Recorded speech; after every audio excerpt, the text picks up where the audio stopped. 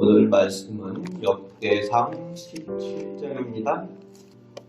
다윗이 하나님의 귀를 준비한 성막에 두었지만 늘 마음에 거리끼는 것이 있었습니다. 1절 말씀에 보니까 자기는 좋은 백향목으로 지은 궁전에 있는데 하나님께서 함께 계시는, 하나님께서 임재하시는 하나님의 궤는 가죽으로 만든 천막 안에 있는 것에 늘 마음에 걸려서 선지자 나단을 불러서 말하고 있습니다. 하나님의 성전을 건축할 마음이 있다라는 것을 선지자 나단에게 전하게 되죠. 하나님께서 이 성막에만 계시겠습니까? 그렇지 않죠. 하나님께서는 온 우주 만물을 창조하시는 하나님이시고 그 공간 안에 갇혀 계시는 분이 아니시죠. 다윗이 그것을 모르진 않죠. 그럼에도 불구하고 하나님의 궤가 있는, 하나님께서 잠시라도 임재하시는 그 자리, 그 하나님의 궤가 있는, 하나님을 모시는, 잠시라도 모시는 그곳이 유치하다는 거죠. 자기가 살고 있는 그 궁전과 비교하니까 그 누추한 곳에 하나님의 궤가 있다는 것, 하나님께서 임재하시는 것, 그것이 늘 마음에 거리끼는 거죠. 왜 그렇습니까? 하나님을 향한 마음, 하나님을 사랑하는 마음, 하나님을 위하는 마음이 늘 있는 다윗의 마음을 볼 수가 있는 거죠. 그 마음이 있으니까 하나님을 위한 좋은 성전을 건축해야 되겠다라는 그 마음을 선지자 나단에게 전하고 있습니다. 그때 2절 말씀에 나단은 하나님께서 왕과 함께 늘 동행하고 계시니까 왕은 마음 가운데 있는 것을, 모든 것을 다 하십시오. 하나님께서 그것을 기뻐하지 않겠습니까? 라는 표현을 하고 있는 거죠. 그렇게 하라고 합니다. 다윗이 사울과 같지 않은 것이, 자기가 하고 싶은 것이 있다고 내 마음대로 하지 않아요. 하나님의 사람이 선지자에게 묻고 있는 거죠. 예전에 사울은 어땠습니까? 자기가 하고 싶은 일이 있으면은 위대한 선지자 사무엘이 있어도 묻지가 않습니다. 자기 마음대로 해요.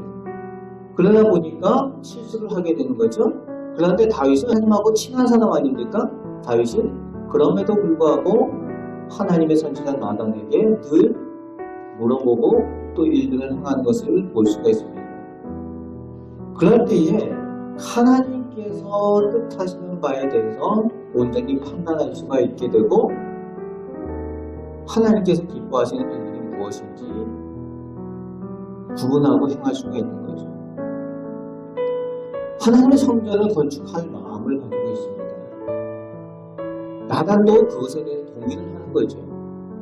그런데 그날 밤에 나단에게 하나님께서 임하셔서 그것이 아니다 라고 하나님의 뜻을 전하고 계십니다.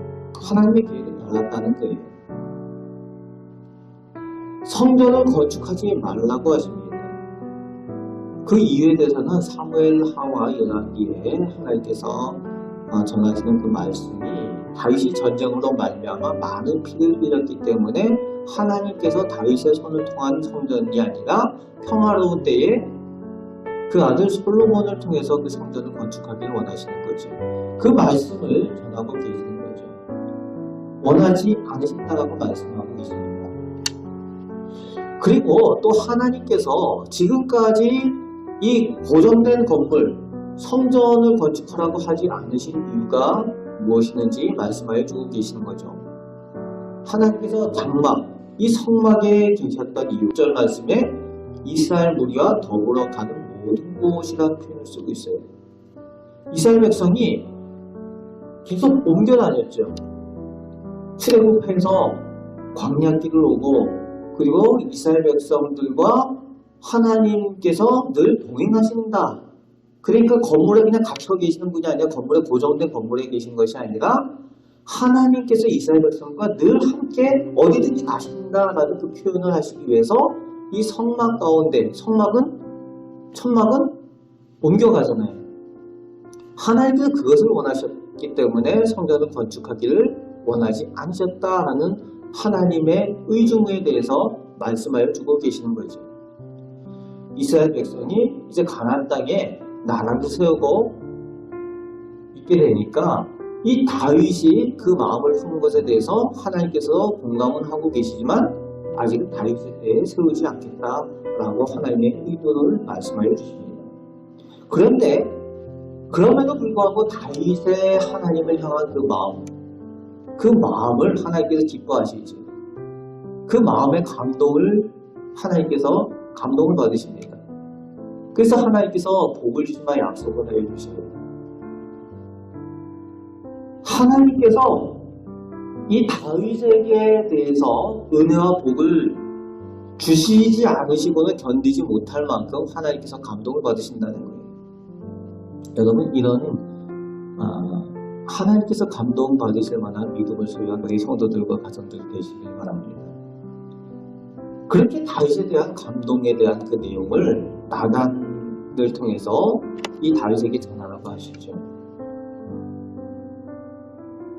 하나님께서 약속을 해주십니다.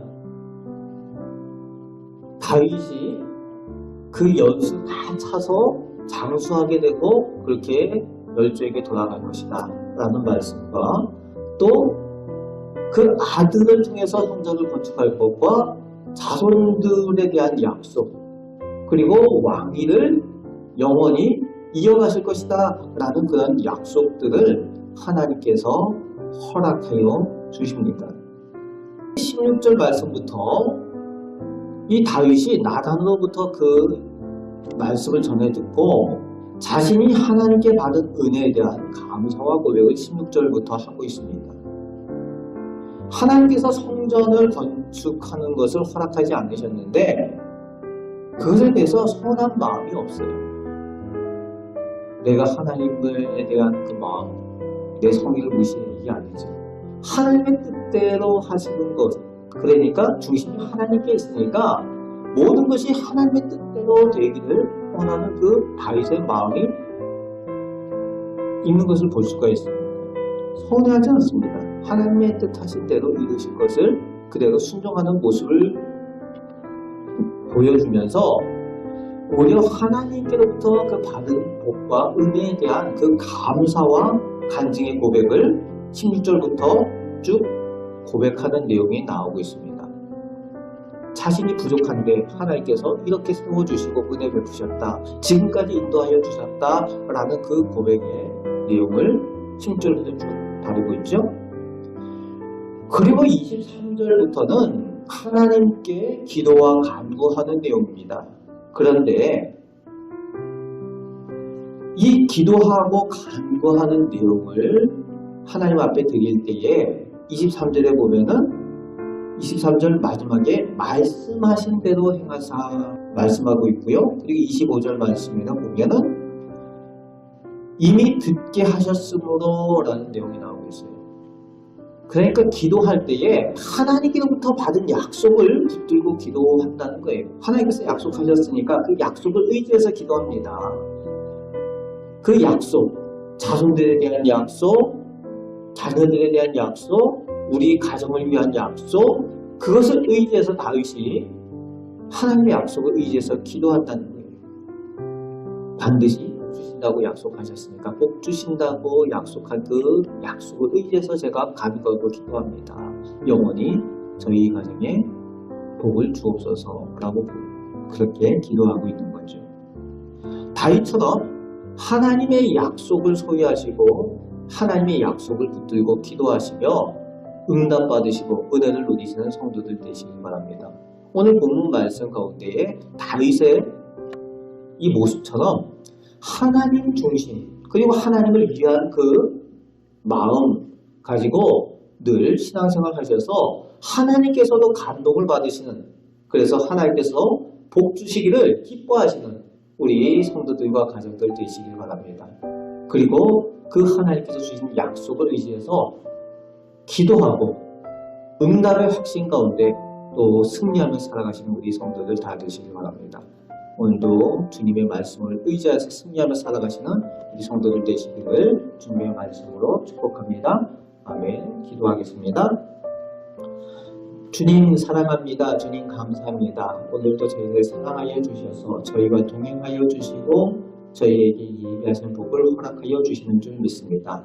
다윗과 같이 하나님을 사랑하는 마음, 하나님을 위하는 마음을 허락하여 주셔서 하나님께서 감동받으실 만한 저희들 신앙생활하게 하여 주시며 더 큰 복으로 저희 가정과 저희 자녀들, 자손들까지 다 누리게 하여 주옵소서.